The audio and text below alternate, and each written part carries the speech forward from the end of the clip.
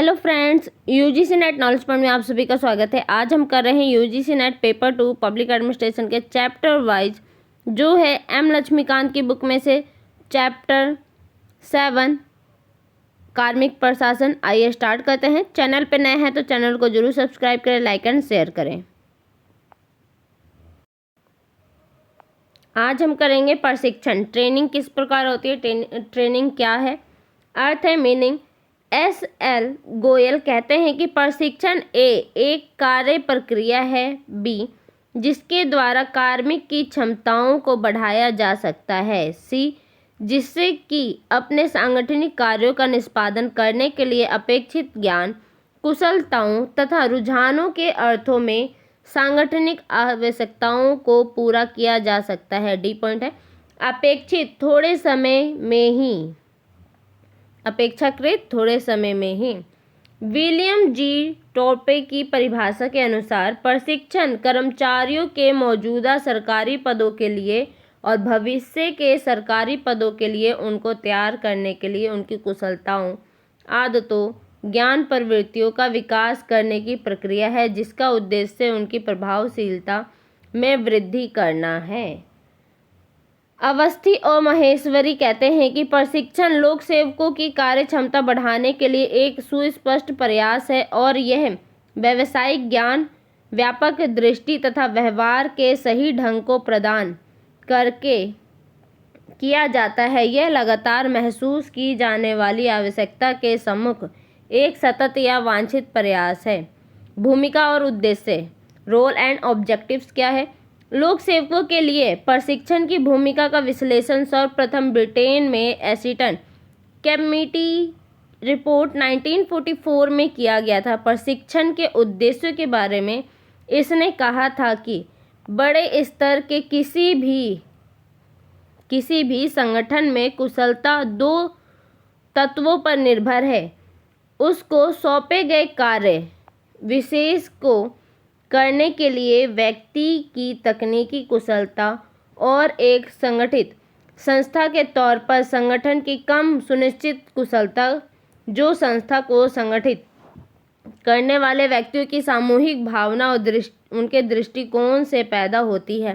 प्रशिक्षण को इन दोनों का ध्यान रखना चाहिए। रिपोर्ट के अनुसार प्रशिक्षण के 5 उद्देश्य हैं। कितने उद्देश्य हैं? 5 उद्देश्य हैं।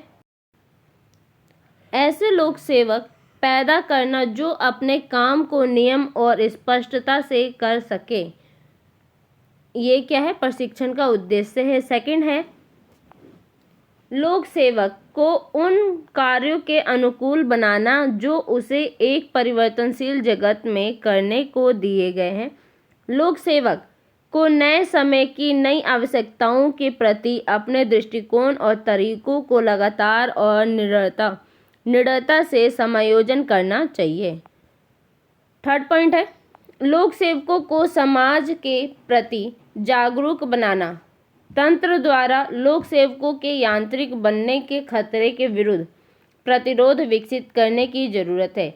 जहां हमारा लक्ष्य कुशलता के उच्चतम स्तर को प्राप्त करना होना चाहिए, वहीं हमारा उद्देश्य रोबोट जैसी यांत्रिक लोक सेवा नहीं है। फोर्थ पॉइंट है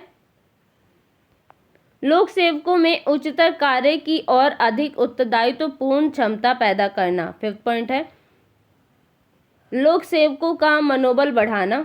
सिक्स पॉइंट है लोक सेवा में नए सदस्यों की कमियों को दूर करना। सेवन पॉइंट है लोक सेवकों की दृष्टि और दृष्टिकोण को व्यापक बनाना। 8 पॉइंट है लोक सेवकों में ईमानदारी को बढ़ावा देना। 9 पॉइंट है कर्मचारियों में समूह की भावना प्रोत्साहित करना। 10 पॉइंट है इस मनोविकृति का पोषण करना कि लोक सेवक मालिक नहीं बल्कि जन सेवक है। प्रकार, टाइप्स क्या है? मूलतः प्रशिक्षण 2 प्रकार के होते हैं, अनौपचारिक और औपचारिक। अनौपचारिक प्रशिक्षण का अर्थ है वरिष्ठ अधिकारियों के मार्गदर्शन के अधीन वास्तविक काम करते हुए काम सीखना। जो वरिष्ठ अधिकारी होते हैं उनके अधीन जो काम होते हैं सीखने को क्या कहते हैं? अनौपचारिक प्रशिक्षण। अतः ये प्रशिक्षण अनुभव से या प्रशिक्षण और चूक पद्धति ट्रायल और एरर मेथड द्वारा होता है। प्रशिक्षु को प्रशासनिक कुशलता की प्राप्ति वास्तविक काम करते हुए अर्थात व्यवहार के दौरान होती है। इसको काम का प्रशिक्षण कहते हैं। लोक प्रशासन में यह प्रशिक्षण की परंपरागत पद्धति है। एल.डी. गोरवाला के शब्दों में, किसके? एल.डी. गोरवाला कहते हैं कि एक अच्छे कलेक्टर या जिलाधीश का घर नए सहायक कलेक्टर के लिए अक्सर ही उसका दूसरा घर होता है। दूसरी ओर जो औपचारिक है, औपचारिक प्रशिक्षण विशेषज्ञ मार्गदर्शन तथा निरीक्षण के अंतर्गत व्यवस्थित ढंग से पूर्व नियोजित और सुस्पष्ट पाठ्यक्रमों के द्वारा किया जाता है। ये निम्न प्रकार है। क्या क्या पाठ्यक्रम होते हैं इसमें? तो फर्स्ट है प्रवेश पूर्व प्रशिक्षण। ये प्रशिक्षण उन प्रत्याशियों को दिया जाता है जो सार्वजनिक सेवा में निकट भविष्य में प्रवेश करना चाहते हैं। दूसरे शब्दों में ये विभिन्न संस्थानों और कॉलेजों में दिए जाने वाला व्यावसायिक प्रशिक्षण है। यह शिक्षण इन प्रैक्टिसशिप और इंटर्नशिप के रूप में संयुक्त राज्य अमेरिका में बेहद लोकप्रिय है। भारत में ये केवल राजस्थान में 1960 से प्रचलित है। इस राज्य में सचिवालय और व्यापार प्रशिक्षण में जूनियर डिप्लोमा कोर्स करने वाले को सीधे प्रवर श्रेणी लिपिक यानी अपर डिवीजन क्लर्क के तौर पर भर्ती कर लिया जाता है। कहाँ पे? राजस्थान में। सेकंड है आपका अभिमुखन प्रशिक्षण। इसमें नए सदस्य को संगठन से परिचित कराया जाता है। इससे उसे संगठन में अपना स्थान बनाने, नए काम के वातावरण का आदी बनने और अपने काम का मूल अवधारणाओं को जानने में बेहद मदद मिलती है। भारत में राष्ट्रीय ग्रामीण विकास जो हैदराबाद में है, ग्रामीण विकास प्रशासन के क्षेत्र में कार्यरत लोक सेवकों के लिए अभिमुख प्रशिक्षण कार्यक्रम चलाता है। नेक्स्ट है आगमन प्रशिक्षण। अभिमुख प्रशिक्षण की तरह यह भी एक प्रकार का प्रवेश प्रशिक्षण है, लेकिन अभिमुख प्रशिक्षण के विपरीत आगमन प्रशिक्षण विशेष कार्य पर केंद्रित होता है और इसमें काम की आधारभूत बातों, इसकी विषय वस्तु, लेखन, कार्यविधियों, नियमों और विनियमों आदि को सीखने की प्रक्रिया को तेज करने के लिए औपचारिक शिक्षा दी जाती है। अतः ये अभिमुख प्रशिक्षण से आगे जाता है जो रोजगार के सामान्य परिचय प्रकार होता है। नेक्स्ट है सेवाकालीन प्रशिक्षण। सेवाकालीन प्रशिक्षण प्रवेश पूर्व प्रशिक्षण के विपरीत सेवाकालीन प्रशिक्षण प्रत्याशियों को सेवा में प्रवेश के बाद दिया जाता है। यह उनको अपने सर्वोत्तम प्रयास करने और अपने कार्य निष्पादन को सुधारने के लिए प्रोत्साहित करता है। इस प्रशिक्षण में निम्नलिखित कार्यक्रम होते हैं। कौन कौन से कार्यक्रम होते हैं इसमें? प्रकोष्ठ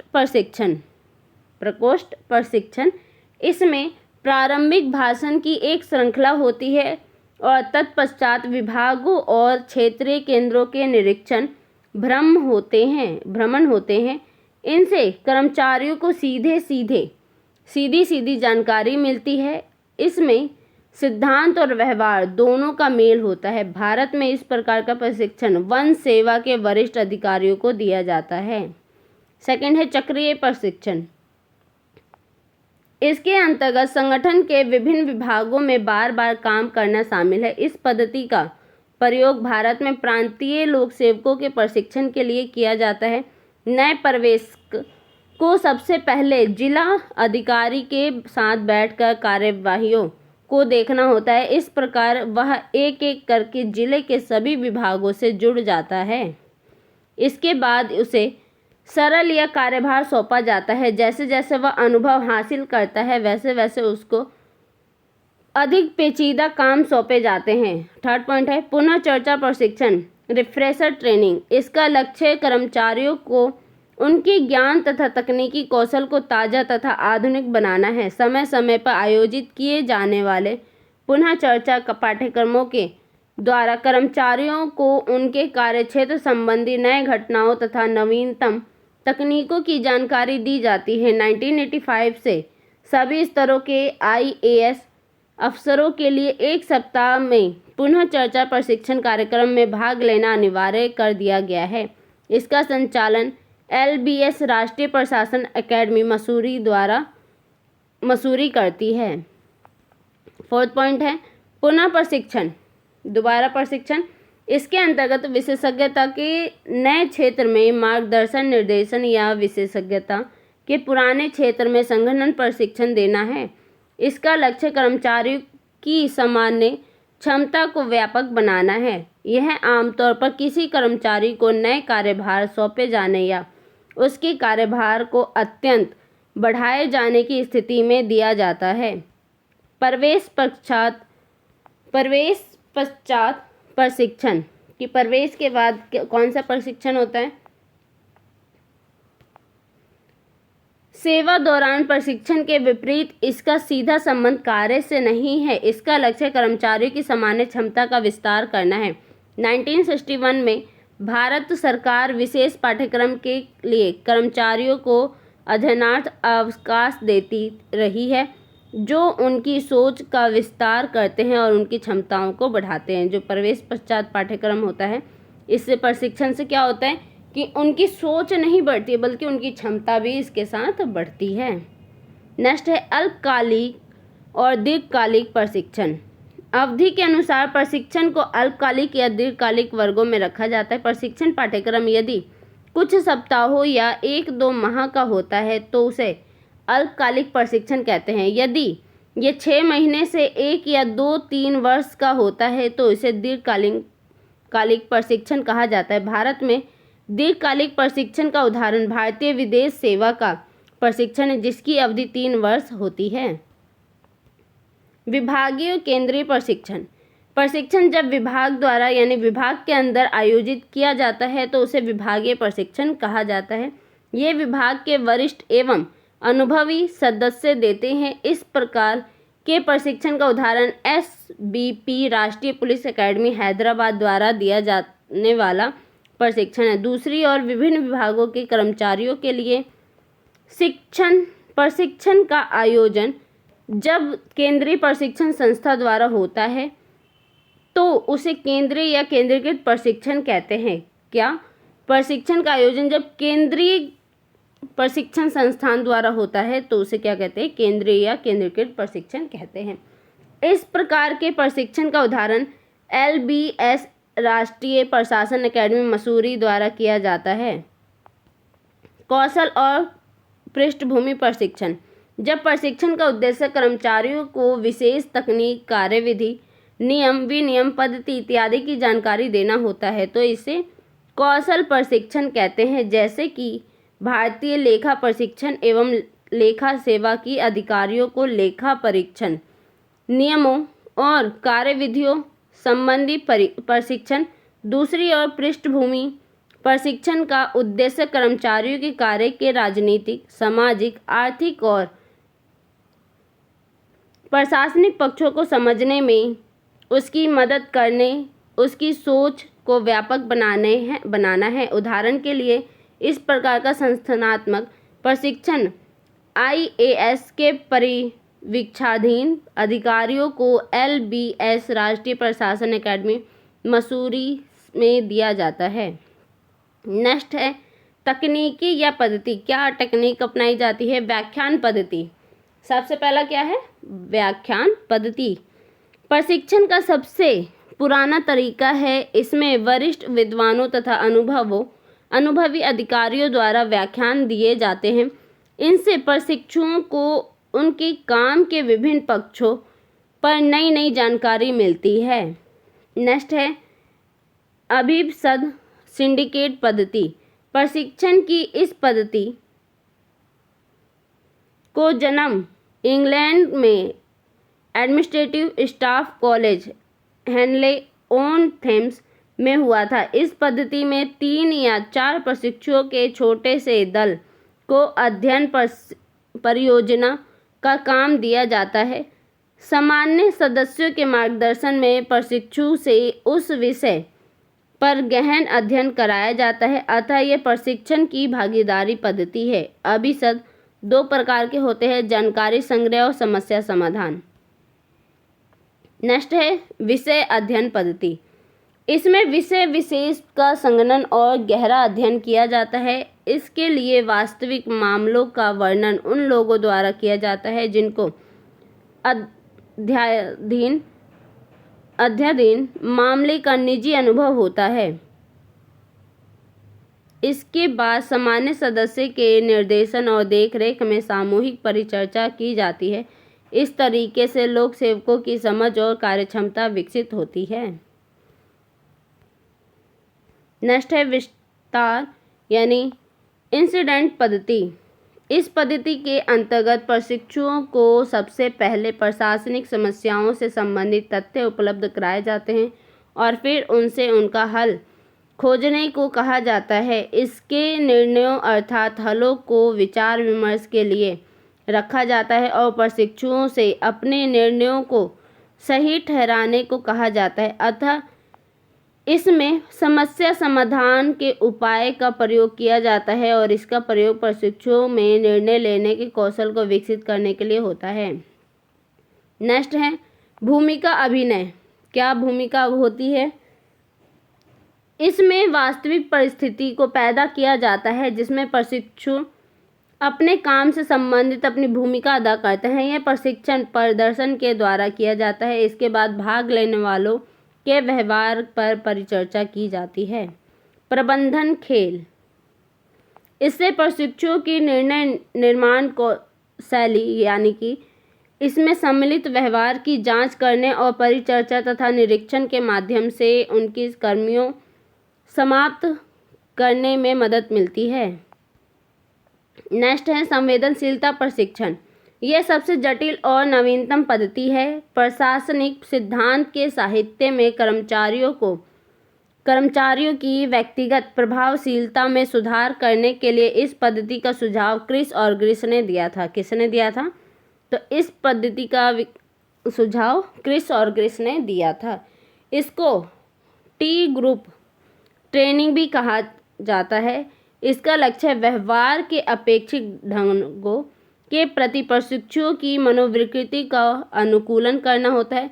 AR त्यागी के शब्दों में कहें तो टी ग्रुप के प्रशिक्षु अपनी स्वभावगत विलक्षणताओं को अपने साथी प्रशिक्षुओं के सामने लाते हैं जो आपसी व्यवहार के द्वारा उनको रगड़कर साफ कर देते हैं। ये प्रशिक्षु अपने पुराने व्यवहार के प्रति सचेत हो जाते हैं जिसका पता उनको अन्यथा कभी नहीं चल पाता और इस प्रकार यह पद्धति उनके आत्मविश्लेषण तथा आत्मविकास का अवसर प्रदान करती है। नेक्स्ट है भारत में प्रशिक्षण एजेंसियां कौन कौन सी है? ये ध्यान रखने योग्य है, ये इम्पोर्टेंट है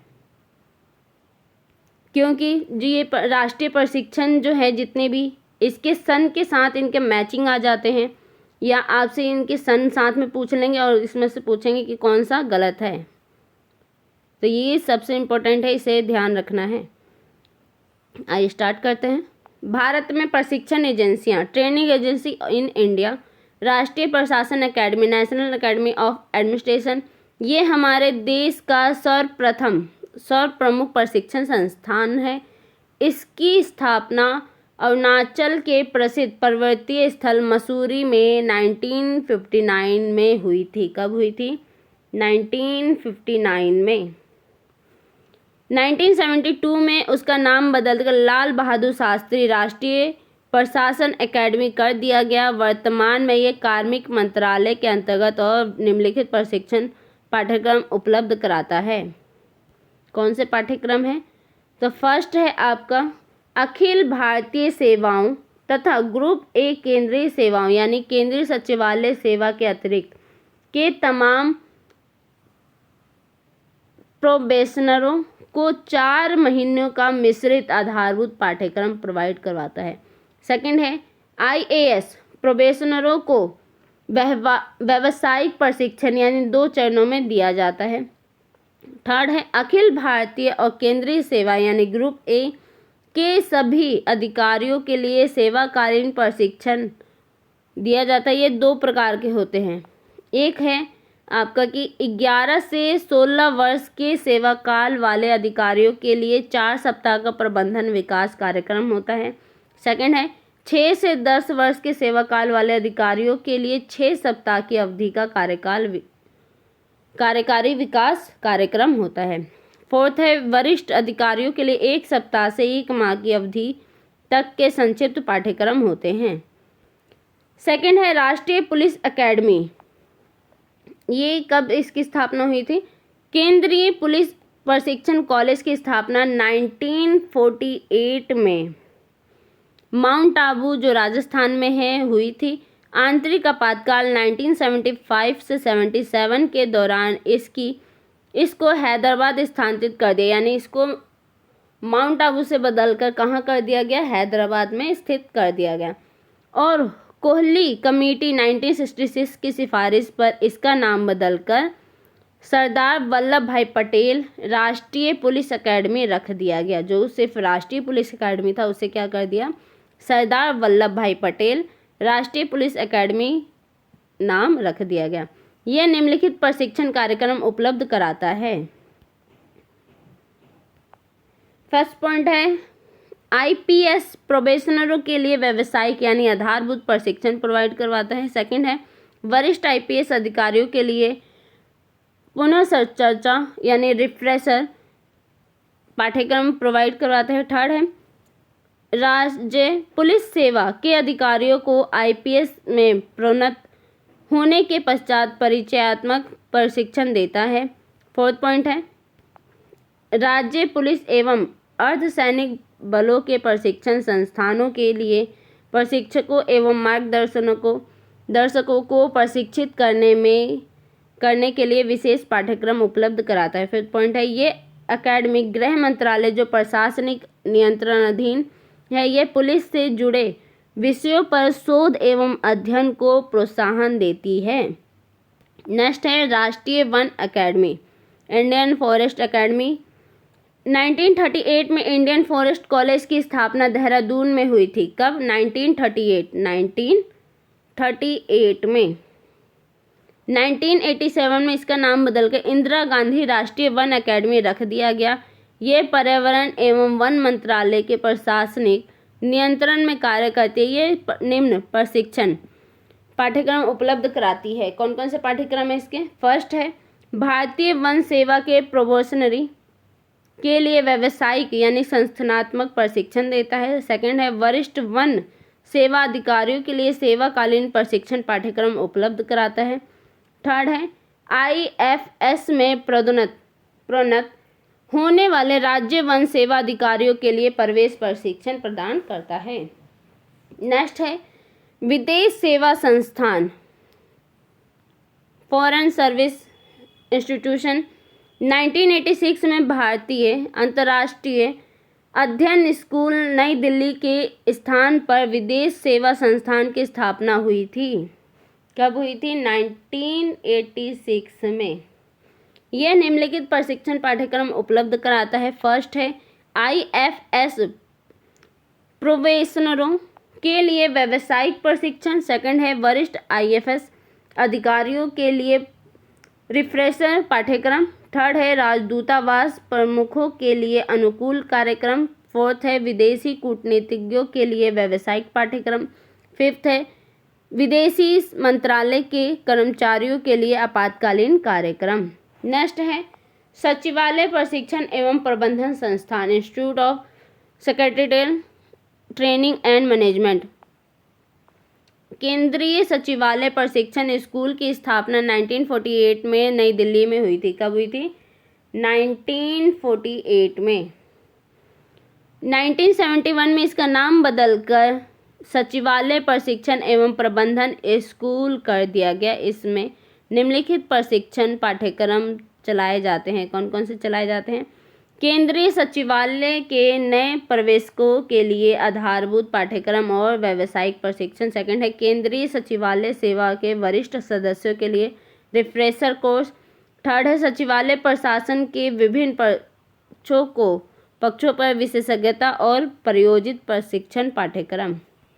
नेक्स्ट है भारतीय लोक प्रशासन संस्थान, इसकी स्थापना 1954 में भारतीय प्रशासन पर पॉल एच एपलबी 1953 की रिपोर्ट पर की सिफारिश पर की गई थी। कब की गई थी? 1954 में। इस अर्ध सरकारी संस्था में निम्नलिखित गतिविधियां होती है। कौन सी गतिविधियां होती हैं? फर्स्ट पॉइंट है केंद्र सरकार, राज्य सरकारों और सार्वजनिक उपक्रमों के अधिकारियों के लिए रिफ्रेशर कोर्स आयोजित करना।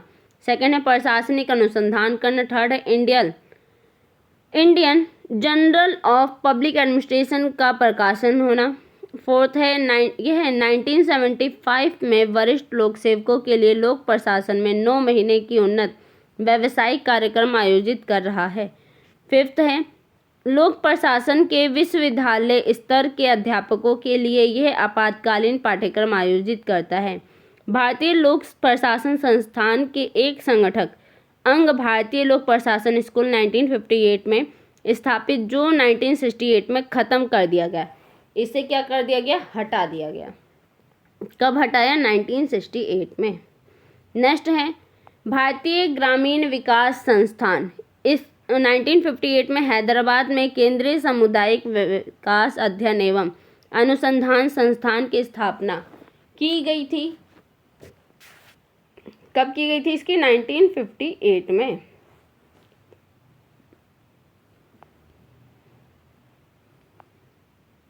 20वीं सदी के 7वें दशक में इसका नाम बदलकर भारतीय ग्रामीण विकास संस्थान कर दिया गया। यह निम्नलिखित गतिविधियों में संलग्न है। फर्स्ट है ग्रामीण विकास प्रशासन से जुड़े अधिकारियों के लिए 25 दिन का आपातकालीन अभिमुखन पाठ्यक्रम। सेकंड है ग्रामीण विकास में अनुसंधान। थर्ड है ग्रामीण विकास संबंधी विषय सामग्री का प्रकाशन। भारतीय प्रशासन staff college, administration staff college of India, इसकी स्थापना अखिल भारतीय तकनीकी प्रशिक्षण की सिफारिश पर 1957 में हैदराबाद में हुई थी। इसका विकास हेनले ऑन टेम्स पर स्थित ब्रिटिश एडमिनिस्ट्रेटिव स्टाफ कॉलेज की तर्ज पर किया गया था। ये सार्वजनिक तथा निजी दोनों सेवाओं अर्थात सरकार, सार्वजनिक उपक्रम, उद्योग एवं व्यापार के वरिष्ठ प्रशासकों के लिए 4 महीने की प्रशिक्षण पाठ्यक्रम उपलब्ध कराता है। यह अपना प्रशिक्षण अभिसद पद्धति, सामूहिक परिचर्चा जैसी भागीदारी पूर्ण विधियों से देता है। यह प्रशासनिक शोध भी संचालित करता है। यह एक स्वायत्त संस्था है। अन्य प्रशिक्षण कौन कौन से हैं?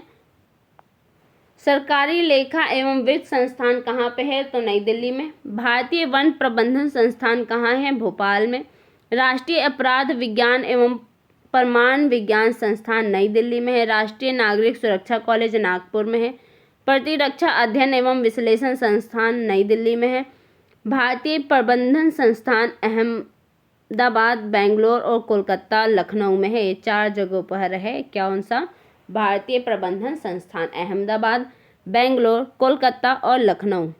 नेक्स्ट है अखिल भारतीय स्थानीय स्वशासन संस्थान मुंबई में। शिक्षा नियोजकों एवं प्रशासकों के लिए प्रशासनिक स्टाफ कॉलेज नई दिल्ली में है। केंद्रीय आपात राहत प्रशिक्षण संस्थान नागपुर में है। सीमा शुल्क एवं उत्पाद शुल्क प्रशिक्षण स्कूल फरीदाबाद में है। परिवार नियोजन एवं शोध केंद्र नई दिल्ली में है। भारतीय विदेश व्यापार संस्थान नई दिल्ली में है। भारतीय जनसंचार संस्थान नई दिल्ली में है। भारतीय अनुप्रयुक्त जनशक्ति अनुसंधान संस्था नई दिल्ली में है।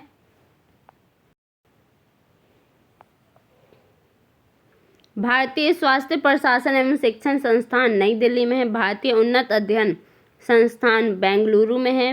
राष्ट्रीय सूचना विज्ञान केंद्र प्रशिक्षण संस्थान नई दिल्ली में है। राष्ट्रीय वित्तीय प्रबंधन संस्थान फरीदाबाद में है। राष्ट्रीय निधि विद्यालय बेंगलुरु में है। राष्ट्रीय दूर संवेदन एजेंसी हैदराबाद में है। डाक एवं टेलीग्राफ प्रशिक्षण केंद्र सहारनपुर में है। राष्ट्रीय औद्योगिक इंजीनियरिंग प्रशिक्षण संस्थान नई दिल्ली में है। लघु उद्योग विस्तार प्रशिक्षण हैदराबाद में है। वैकुंठ मेहता राष्ट्रीय सहकारिता प्रबंधन संस्थान पुणे में है। प्रबंधन विकास संस्थान गुड़गांव में है। राष्ट्रीय स्वास्थ्य एवं परिवार कल्याण संस्थान नई दिल्ली में है। केंद्रीय श्रम संस्थान मुंबई में है। राष्ट्रीय अग्निशमन सेवा कॉलेज नागपुर में है। प्रतिरक्षा कार्य अध्ययन संस्थान मसूरी में है। सामाजिक एवं आर्थिक परिवर्तन संस्थान बेंगलोर में है।